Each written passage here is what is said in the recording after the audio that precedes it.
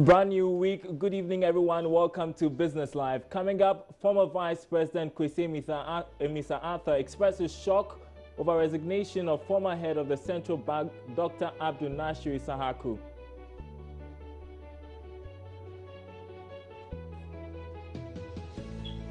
Also coming up tonight, World Bank increases funds available for projects the institution is supporting in Ghana.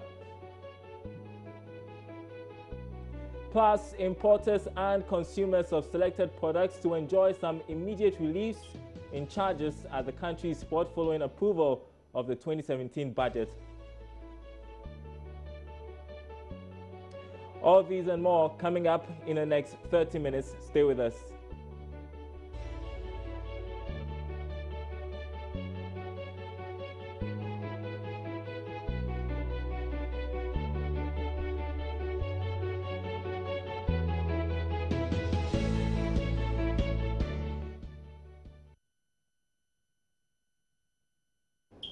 Welcome once again. My name is Daryl Kwa. Let's shoot straight to the stories. And former Vice President Kwesi Mr. Arthur says he's shocked over the resignation of the head of the central bank, Dr. Abdul Nasir Sahaku. Speaking in an interview with JoyNews, the former Vice President and former Governor of the Bank of Ghana argued that Sahaku's resignation was not only unexpected, but also indicative of the political pressure within the central bank. It was a surprise to me. I don't think that anybody takes the position of governor lightly. It's a very important position, and it moves markets, and people who are interested in Ghana's development, the economic development of Ghana, are interested in who stays as who occupies the seat as governor. And I think after 1 year, he had grown into the job, and I was expecting much more from him. But he says that it's personal, and he's decided to call it quits. I also know his successor quite well. Dr. Addison was Director of Research when I was governor. He has a fantastic mind, and I hope that the staff will support him in doing the things that are necessary to be done to stabilize our economy and for the economy to grow. When you hear comments like was forced out, does it come as a surprise to you? It comes as a surprise to me because the governor cannot be forced out. According to the rules, the Constitution protects the position of governor once he's appointed, unless he's done something that he can be impeached for as an appeal court judge. You cannot remove the governor just because you don't like him, because that is the stability of the central bank, is the stability of monetary policy that we're interested in, not the individual who is there. The individual is protected from being removed at the whims of a president. So I know that if they had tried, he could have stayed in his position if he personally wanted to. He didn't, so he must have some personal reasons. Maybe he has some new challenges that he wants to tackle. Now, the World Bank is increasing the amount of funds available for projects the institution is supporting in Ghana. The 40% jump in funds allocation should result in the country getting more than $1.2 billion spread over a 3-year period. Country Director of the World Bank, Henry Kerali, who disclosed this to Joy Business at a program to review the bank's assistance for Ghana, said the move was influenced by progress made in stabilizing the economy. Yes, indeed, Ghana will be getting more from the World Bank Group. We have the next International Development Association, or IDA 18, will have a 40% increase in the amount of funds that are available for Ghana from the World Bank. This will effectively mean we're increasing from about $780 million over 3 years to 1.2 and maybe even up to more of US dollars for the next 3 years.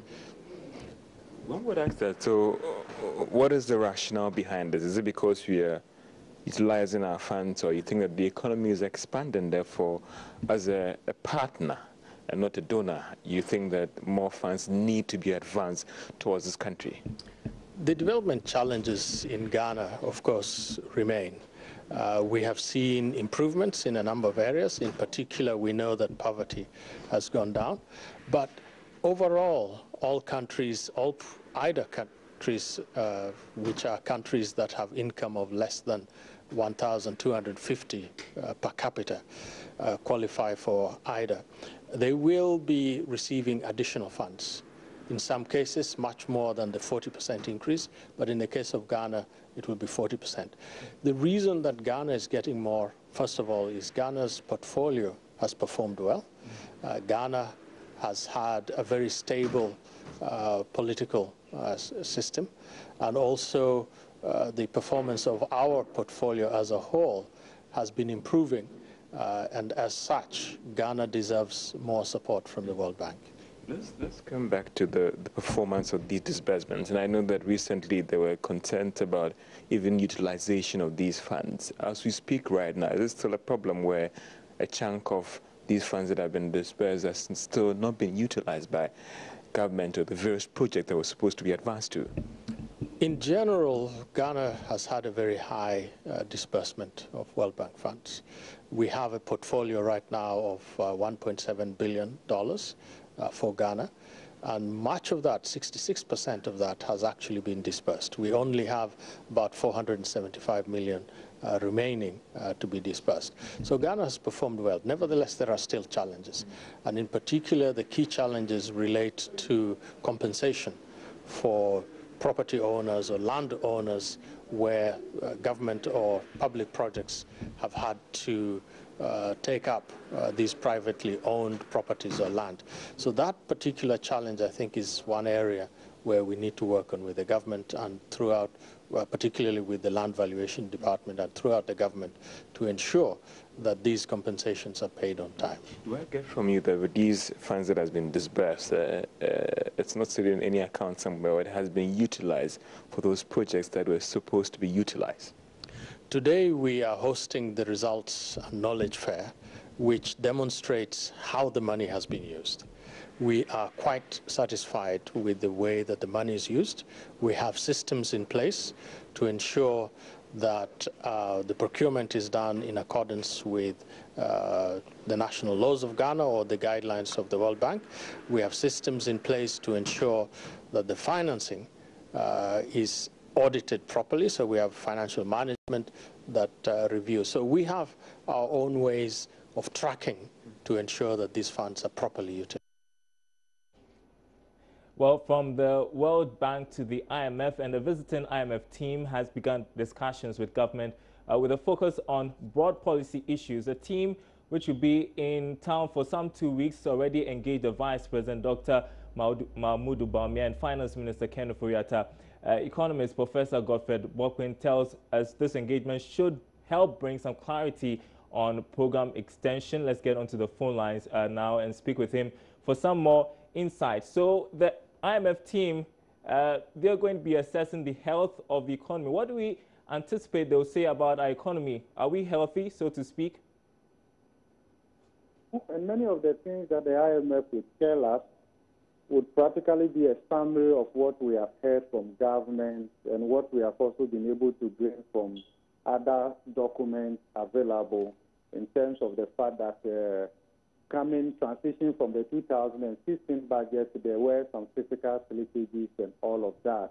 I think, but beyond that, I think that we also have to look into the future in terms of the policy interventions that the government is putting in place, as we can see in the 2017 budget and all of that. So it doesn't look to me that the IMF is going to tell us something that is going to be completely new from what we knew already from either from the monetary policy side in terms of their recent press release, for which they reduced the policy rate by 200 basis points, or from the State of the Nation address, or from the budget statement and subsequent pronouncement by government officials across the length and breadth of this country. So in that regard, we do know that probably there will be some hope in what they will say in terms of the direction that the economy is going to take in terms of the fiscal discipline that has been promised in the budget, the initiatives that have been talked about in the budget and all of that. But beyond that, key thing that the market will be looking forward to going forward will be the future of the IMF program. Right. Which I believe, yeah. Yeah, and top on the agenda is the finalization of the talks of whether or not the program should be extended. Which way do you think it will go? I am of the view that under the current program, there would be the need for certain modifications. But I also do know that extension may be preferable to some extent in terms of if we are looking at achieving all the program objectives. Because to date, we have not, though program by design was quite helpful, it was necessary to generate market confidence, policy credibility, and all of that. But I also do know that we have not been able to achieve significantly most of the objectives, especially when it comes to debt sustainability and then revenue mobilization and all of that. We have seen inflation actually coming down, but interest rate is still very high in this country. In terms of other fiscal targets and all of that, we haven't been able to achieve that. If we look at the 2017 budget and where the fiscal deficit projected is supposed to be, it's still above the IMF target. But it's up to government to decide whether they want to extend it and we have to also ask ourselves whether without extension we will be able to achieve the policy credibility that we're looking for which reason we went for the IMF, the level of stability that the city is expected to also generate from the program and the kind of engagement and relationship is supposed to restore with our donor partners or development partners and all of that. But I want to believe that what probably could play out in government's favor or in the favor of the country will be the change in government, which has also signaled some policy changes in terms of priority areas as government shifts their attention from taxation-based approach to productivity-based approach and all of that. So that will be very, very important. But regardless of whatever approach that government adopts, whether to extend the program or to maintain it in terms of the timeline, there will still be the need for government to sit down with the IMF for certain modifications to the IMF program as it stands now. Because there are certain pronouncements that the NPP government made when they were in opposition that were largely inconsistent with the tenets of the IMF program. And therefore, it will require some form of negotiation, prioritization, revalidating the assumptions and aligning the program. So there's still some kind of talk that government will have to engage the IMF. But I want to believe that though this same government in 2006 consciously exited the IMF program because then we were under the poverty reduction and growth facility because we wanted to be on our own. Less than 3 years, 2009, we went back to the IMF. But I think that government would have to approach it in a little bit more conscious manner so that we'll be able to leverage on the program, generate the necessary market confidence, policy credibility. Then we look forward to probably fully switching to homegrown policies and all of that. All right. Thanks for your thoughts. That was economist Professor Godfred Bokpin. We want to move on now. Government has been able to raise more than 3 billion cedis in the country's first 15-year bond. It also managed to raise 1.4 billion cedis in another 7-year paper that was closed last Friday. The state is expected to pay investors who borrow these funds to government an interest of 19.75%. But is the cost of this bond expensive? And what could be the impact on the economy? The following Business Desk report has more. This is the first time the country is issuing a bond that will be paid over a 15-year period. Government actually had 3.427 billion cedis worth of bids from investors, but actually took 3.422 billion cedis. Proceeds from the 7 and 15-year bonds totaling almost 5 billion cedis should hit government's account today. Some of these inflows, which are also coming from foreign investors, would go a long way to help stabilize the Ghana cedi. Finance Ministry is hoping to use funds raised to pay short-dated bonds like the 3 and 5-year bonds that are maturing and focus on more long-dated bonds. This is expected to give government a longer time in paying these debts and free the short-term space for private businesses to borrow from banks, a development that could help reduce the cost of short-term credits. Government has also instituted an arrangement that could see it step in and buy back the bonds, a development that could help in managing the cost of servicing the bond. According to the second quarter bond calendar, the state is planning to issue another 15-year bond in May. The new governor of the Bank of Ghana, Dr. Ernest Addison, began work officially today. And as he commences work, some captains of industry have been making demands which they think must be addressed urgently by the new governor. Key among them is working towards stabilizing the Ghana cedi against other major trading currencies. CEO of the Association of Ghana Industries is Setchum Akwabwa. The immediate past governor, Dr. Abdul Nasir Sahako, embarked on a number of initiatives to improve the country's monetary policy regime. These, in a way, led to a marginal appreciation of the cedi over the past few weeks. Some of these initiatives are expected to continue during the tenure of the new governor, Dr. Ernest Addison. According to the Association of Ghana Industries, the new governor must work urgently towards stabilizing the economy and make an effort to bring down policy rates further. Speaking in an interview with Joy Business, Chief Executive of the Association of Ghana Industry, Setchum Akwabwa, indicated that the major worry for industries in Ghana is the policy rate and its implications on commercial banks' lending rate. The governor has a major role to play in supporting government to have the fundamentals of the economy right so that we can all have the stability we expect. But in doing so, we think that the fundamentals of the economy is also highly dependent on the productive sector or the production sector.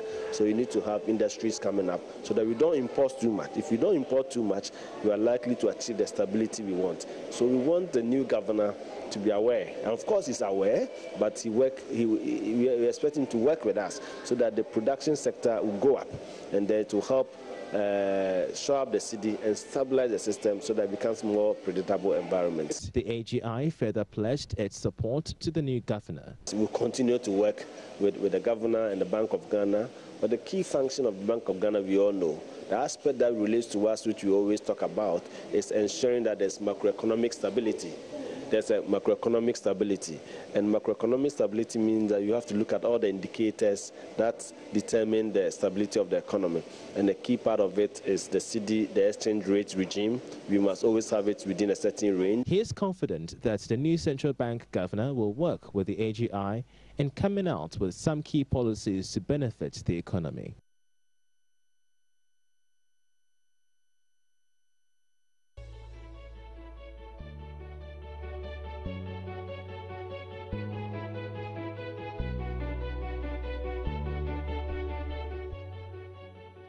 You are still watching Business Live. More business news. Importers and consumers of selected products should be enjoying some relief in charges at the country's port following the approval of the 2017 budget.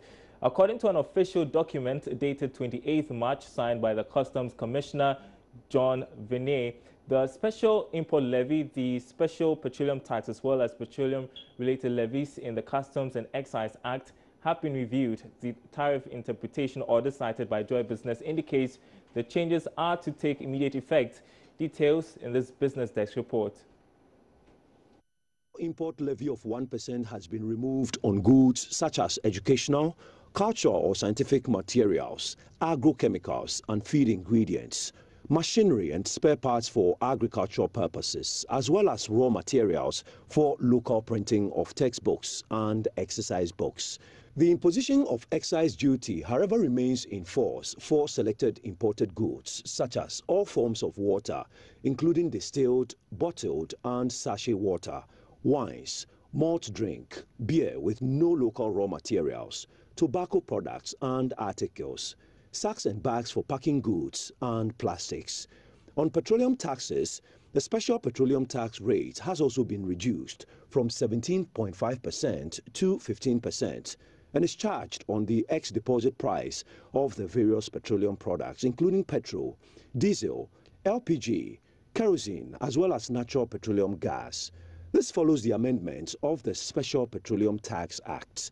The Customs and Excise Act, related to petroleum taxes and petroleum-related levies, has also been repealed. Any rights, liabilities, and obligations in existence before the repeal shall, however, continue to exist until concluded or resolved.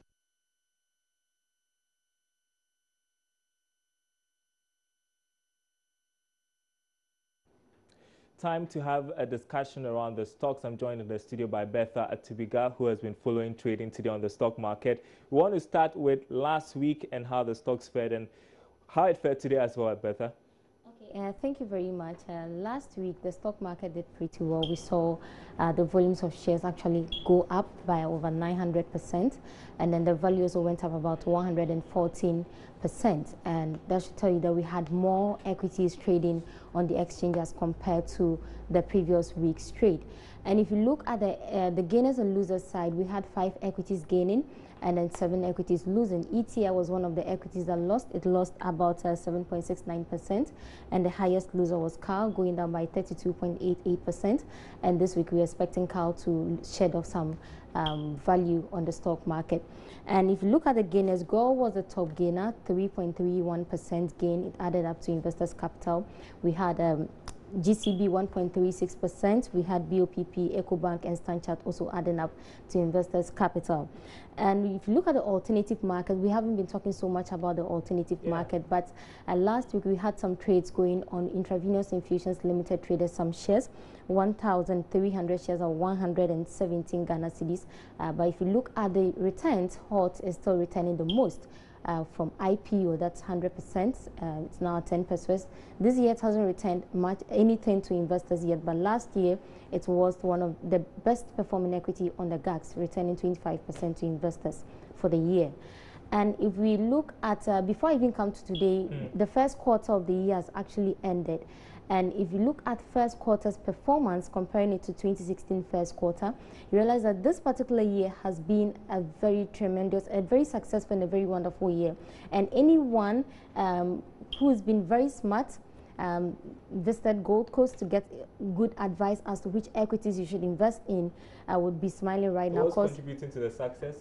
Yes, one is the inflows from the pensions funds and then the provident funds. We're getting funds from there going to the equity market.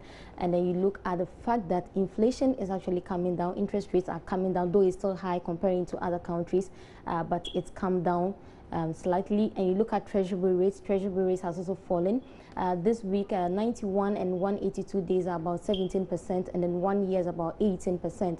We didn't have any auction going on for 2 years. So because of this drop, that inverse relationship that we have with the market, interest rates and the equity market, we see that positive results in the stock market. And the market is also a cycle. I'm telling you, this year is actually a year that we're expecting a rebound. And the first quarter ended with the major indices, that's a composite index and the financial stock index, returning 10.42% and then 14.23% to investors. That's the average return for the major indices. If you compare this to last year first quarter, we had the composite index recording negative 4.16% and the financial stock index was negative 5.50%. And this is nowhere close to what we are already experiencing on the stock market. Let's have a quick update on what happened today, and then we'll move on to the city. Today we had 7 equities trading on the stock market, and then we didn't have any movers. That's though we had about 7, none of the equities actually added up value or lost value on their previous share prices. But ETI and GCB traded very huge volumes of shares. GCB actually traded the highest, over 600 shares were traded, gave us a sales value of about 3 million. And then we had ETI trading 100,000 shares at 12,000 Ghana cedis. That gave us a huge volume. That the total value of shares, volumes of shares that traded today was about 700,000, and then we had the total value closing about 3.2 million Ghana cedis. But we didn't have any of them adding up to investors' capital. And the rest of the equities, that's the remaining 5 equities, traded less than 500 shares, with the exception of EcoBank that traded 600 shares on the stock market. Unilever, Societe Generale, and then Standard Chartered Bank traded 100 shares each by close of day, and then Total traded 200 shares. And we didn't have any movers for today on the stock market. The city, I know it was your prayer that the city should stabilize. Yes. How did we end the first quarter of the year do? Well, based on the Gold Coast City Index, that measures the average performance of the city, or the holistic year-to-date performance of the city against major trading partners. And these major currencies we look at is the dollar, the pound, the euro, and then the CF and the euro. And if you look at the year-to-date depreciation, it's gone down by 3.35%. And that's quite encouraging, because just a few weeks back, we saw the cedi going down to about 9% year-to-date loss, and that was very, very worrying.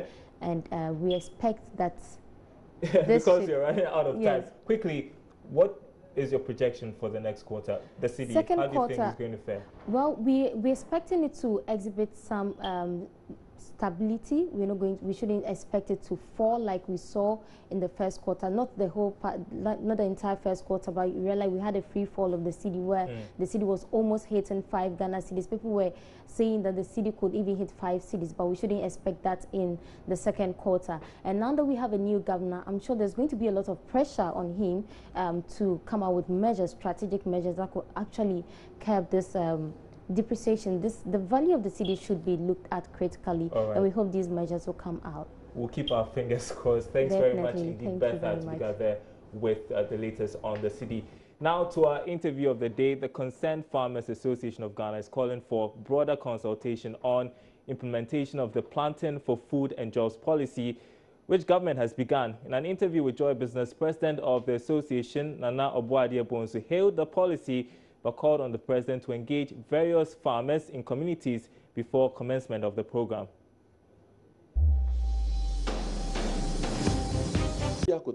He's moving around, inaugurating Planting for Food and Jobs without even involving with the stakeholders. Why do you think he should be involved? My brother, we are the stakeholders. The money that was given to them is our money. It's not for them. What will be your contribution if you've been contacted? My brother, everything that they are doing for the Planting for Food and Jobs is wrong. We are the farmers. It's not what they want. What we want is what you have to do for us. What do you want? Without we, Dr. Friakoto cannot be the agric minister. But you are not the one who appointed him. We are the one that voted, and then he became the minister. You voted for President Akufo-Addo. And I'm telling you that we have the right to choose the one that we want. We are the farmers of this country. But the president appoints who he wants. It's not about who the president appoints. We can tell the president today that, Mr. President, we don't want this person. And if the president refuses to, we will show the president that we are citizens but not spectators. So have you spoken to the president about this? I'm yet to. And the president, if he is watching, the thought that he's going to have to break it down to see me. I have something that the president should know. So let's come back to this. What do you want Dr. Friakoto to do? Listen, Planting for Food and Jobs is a very nice policy that will help Ghana to grow. When I moved from the village to the city like Accra, seeing these young people selling pure water, this kind of a whole lot of things on the street, it's a pity, There is a very nice stuff that I would like to sit down with the minister to tell him, for him to know. It was certainly great to have you as company. That'll be it for Business Live. There's more business news on our website, myjoyonline.com/business. My name is Daryl Kwao. Thanks for watching.